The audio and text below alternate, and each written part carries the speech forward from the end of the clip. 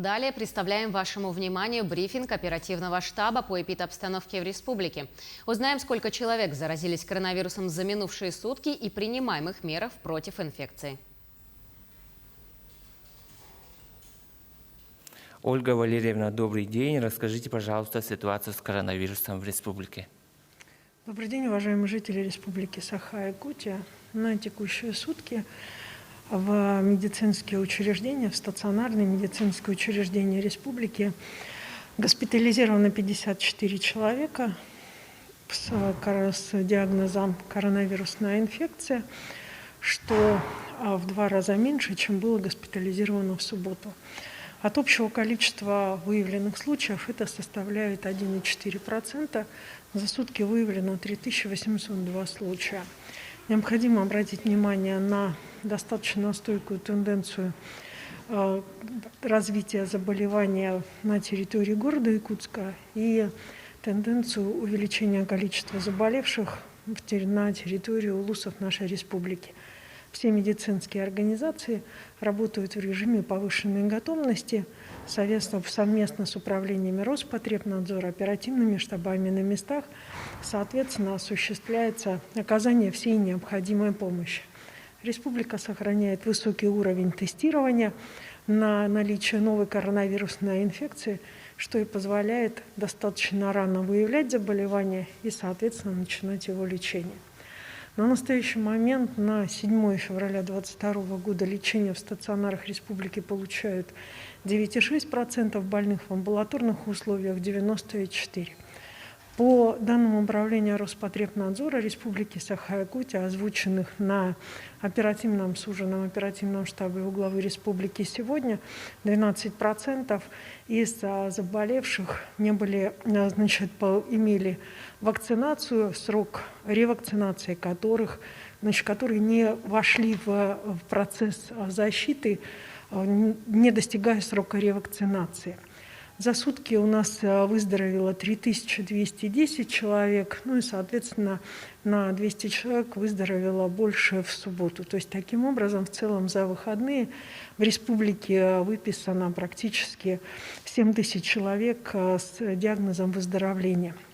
Я обращу внимание, что несмотря на большое количество случаев заболевания и скорость распространения инфекции очень большая, у большинства заболевших регистрируется легкое течение заболевания.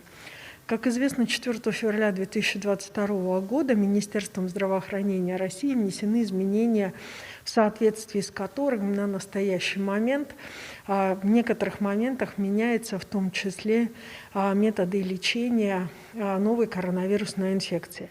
Помимо уже известных нам способов лечения, таких как вызов врача на дом, приход в амбулаторные центры, либо приход в свою поликлинику, допускается также лечение с открытием больничного листа через дистанционные консультирования с врачом. Соответствующие установки даны поликлиникам в республике.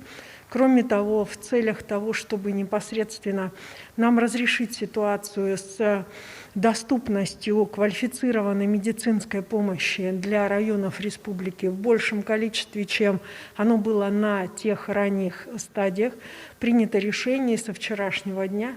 Работает центр аудиоконсультаций, в которых могут обратиться любой гражданин республики, у которого есть симптомы СОРВИ, и уже непосредственно получить соответствующую консультацию. Необходимо обратить внимание, что принятие решений о переводе детей с дистанционного на очное образование будет приниматься в соответствии с новыми правилами, установленными Роспотребнадзором. На настоящий момент дистанционное образование на территории города Якутска, а также ряда районов продлено до 15 февраля. Соответствующее решение по переводу на очное обучение будет приниматься, в случае тогда, когда количество заболевших детей Соответственно, в классе или в группе находится больше 20%, то есть по правилам ОРВИ. В связи с чем необходимо обратить внимание на то, что непосредственно такие правила существуют, и они будут касаться уже новых карантинов и новых установленных переводов на дистанционное обучение. Кроме того, необходимо обратить внимание, что соответственно с новым постановлением главного санитарного врача Российской Федерации выписка больного может осуществляться, если заболевание происходило в легкой форме, без сдачи при отсутствии симптома заболевания, без сдачи контрольного анализа на новую коронавирусную инфекцию. Спасибо. Это был брифинг по эпидобстановке в Якутии, но мы идем далее, переходим к выпуску новостей. И вот его основные темы. В столице республики представили нового прокурора. На что будет нацелена работа ведомства в первую очередь? Со следующей недели в Якутске перекроют несколько улиц. Расскажем, с чем это связано и какие именно. Народная медицина. У жителей Якутска увеличился спрос на герудотерапию. Что это за метод лечения заболеваний?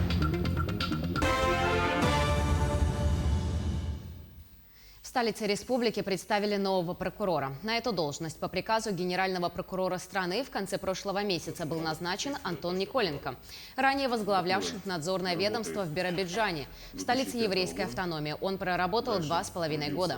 Отметим, что ранее прокурором Якутска был Владислав Денисюк, который в 2020 году перешел работать на Камчатку. Обязанности руководителя надзорного ведомства временно исполнял Дмитрий Тен. Как сегодня сообщил новый прокурор столицы, в первую очередь работа будет нацелена на основные направления деятельности ведомства, которым будет уделено повышенное внимание. Конечно же, мы уделим вопросам ЖКХ в первую очередь.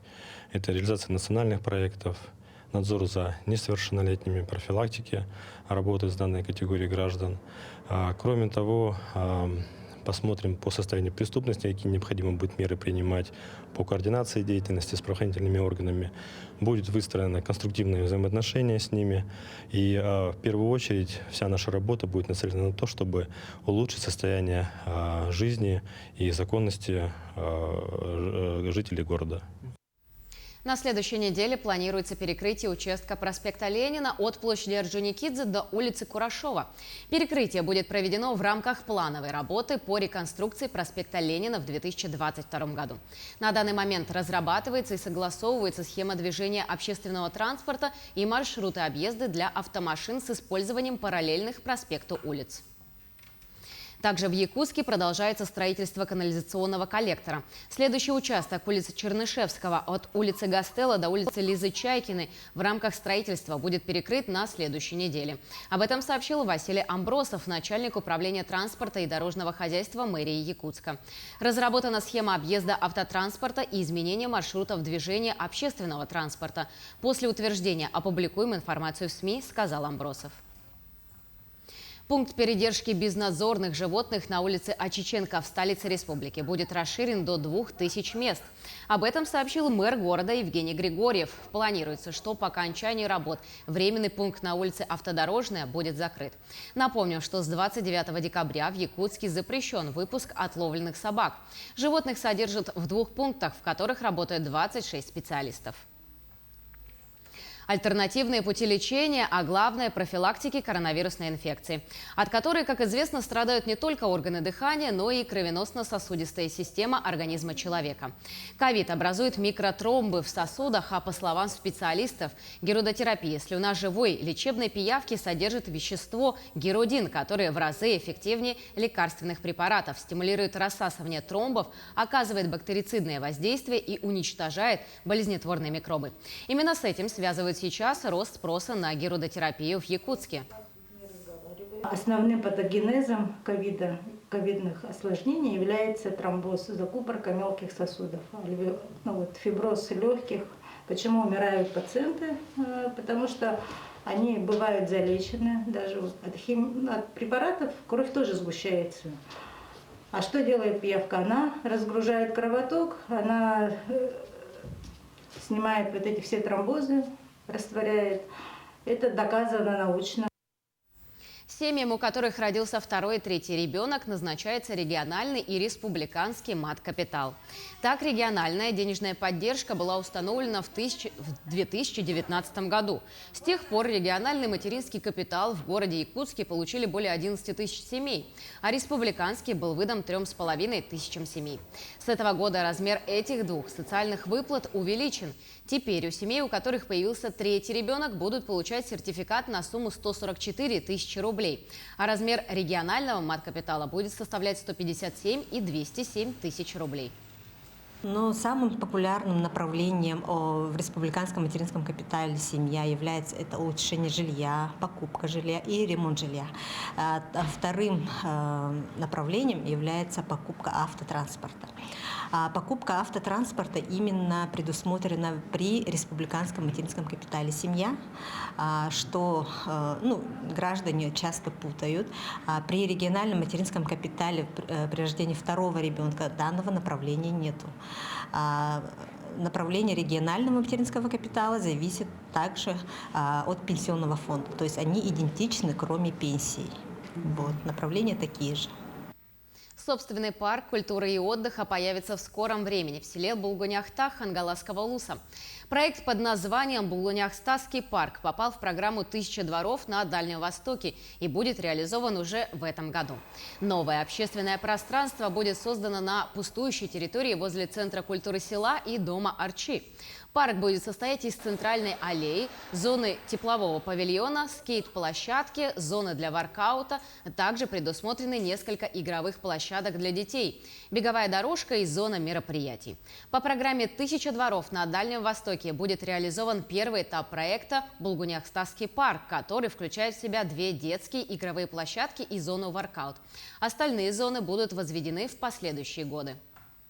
В мае месяце планируется у нас проведение аукциона с подрядной организацией. И надеемся, что осенью этого года мы откроем наш парк для наших жителей. Долгие 7 лет фильм созревал до финишной прямой по пути, обрастая новыми смыслами, наградами на кинофестивалях в разных частях страны и иногда даже слухами и легендами вокруг себя. Новый фильм «Вертолет», снятый по сценарию известного в республике артиста, автора песен Иннокентия Васильева Легентей, продолжает поднимать вопросы остро-социального характера.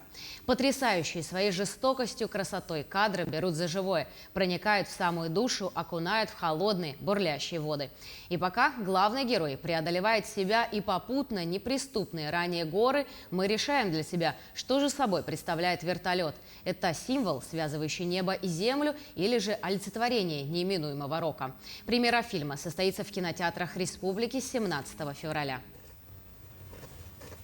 Новый маршрут велопутешественника Лоренцо Бароне из ЮАР до Берингового пролива. Время на непростой тур итальянец поставил себе в 400 дней. Напомню, предыдущий маршрут путешественника-экстремала лежал по Якутии. Тогда мужчина в одиночку добрался на велосипеде из города Покровска Хангаласского улуса до села Юрюнхая Анабарского улуса за 43 дня и завершился в апреле прошлого года. К слову, итальянский экстремал женат на якутянке, уроженке города Покровска. На этом у меня все. До новых встреч в эфире.